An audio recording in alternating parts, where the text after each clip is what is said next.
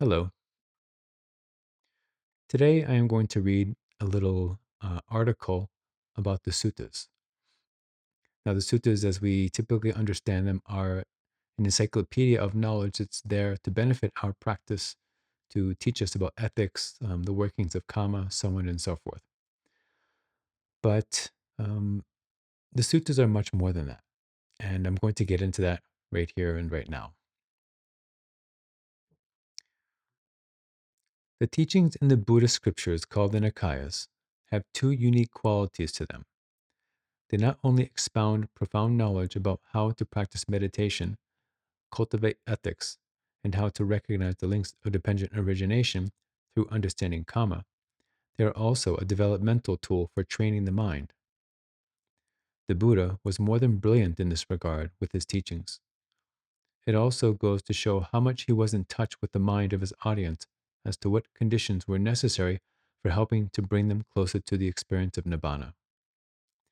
Typically, when we read or study, what we usually seek is an escape into pleasure, to acquire knowledge, adventure, deep philosophical truths, speculation about self and non self, etc.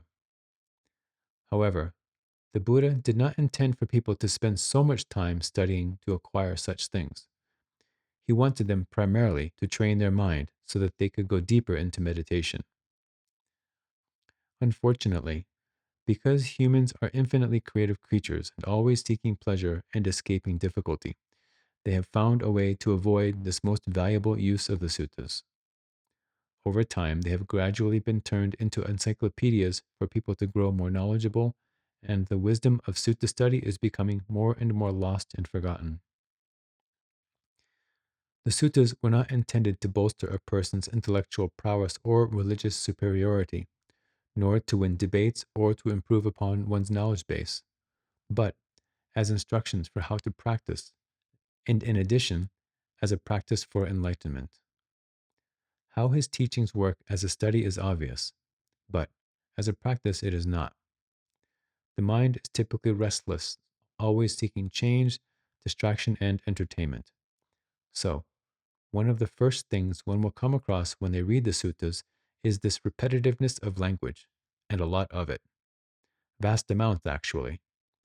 It may seem curious as to why a scripture would be composed in such a way, but understanding even a little of the genius of the Buddha, you could hardly believe it was coincidental.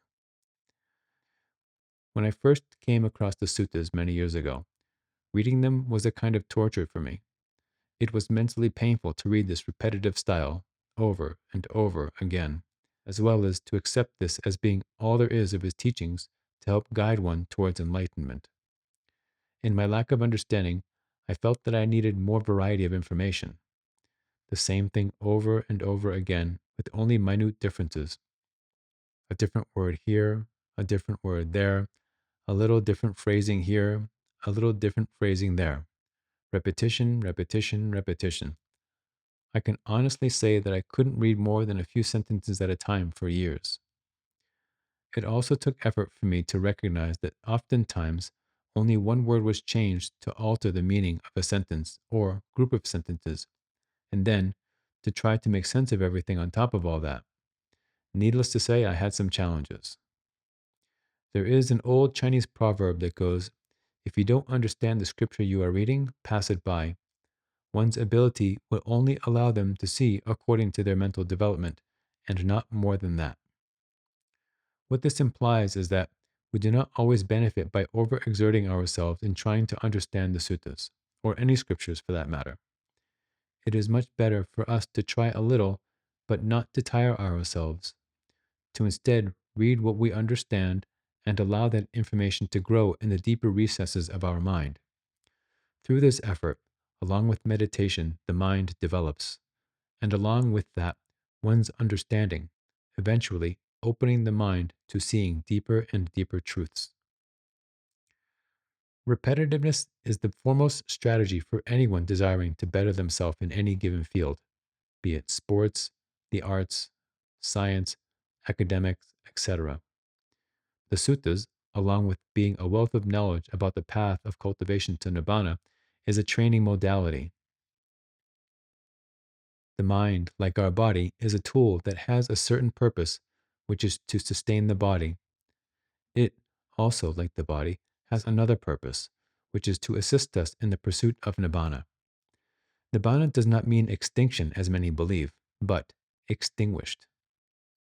Nibbana means the extinguishing of all sense of passion, in other words, exaggerated desires or craving. However, the way this happens is not through any way we typically understand.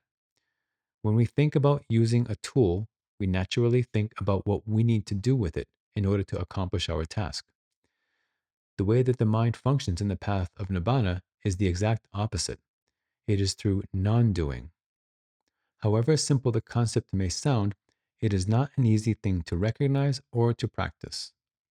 Even the words themselves, recognize and practice, imply that there is some kind of doing that we must engage in, which is completely contradictory. The objective of all spiritual practices, not only of Buddhism, is to help train the mind in this way.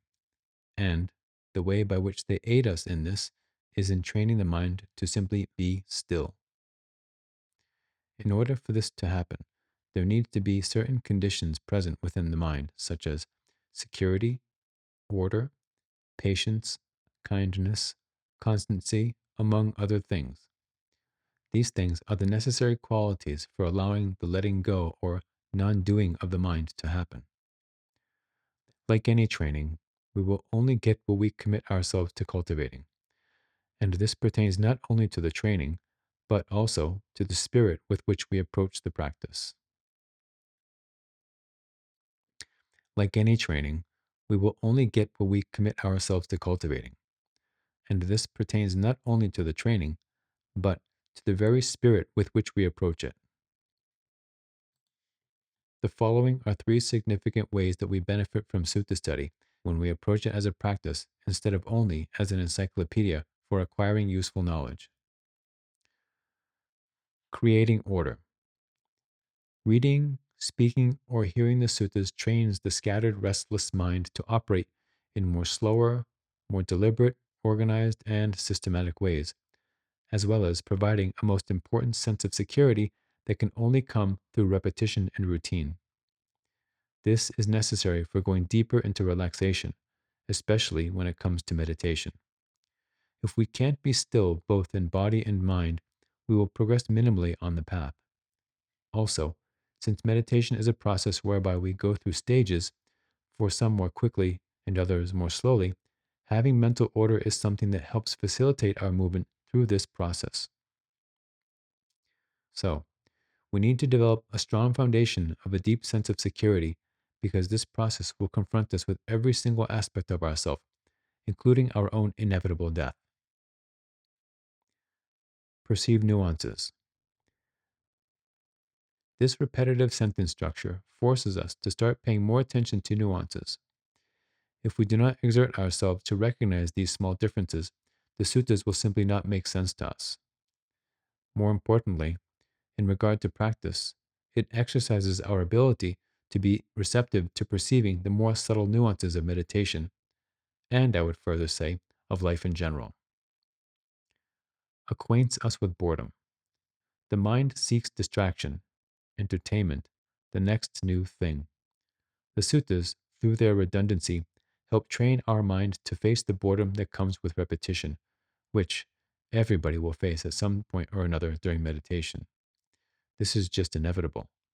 The practice is particularly beneficial when we want to sit for longer and longer periods of time, because restlessness created by boredom is one of the primary reasons for people to avoid meditation. One way the mind works is that whatever we put our attention to, we develop within ourselves. If our mind is restless, it is only because we have been trained to put our attention to things and information that causes mental agitation. Videos, conversations, thinking, things, etc.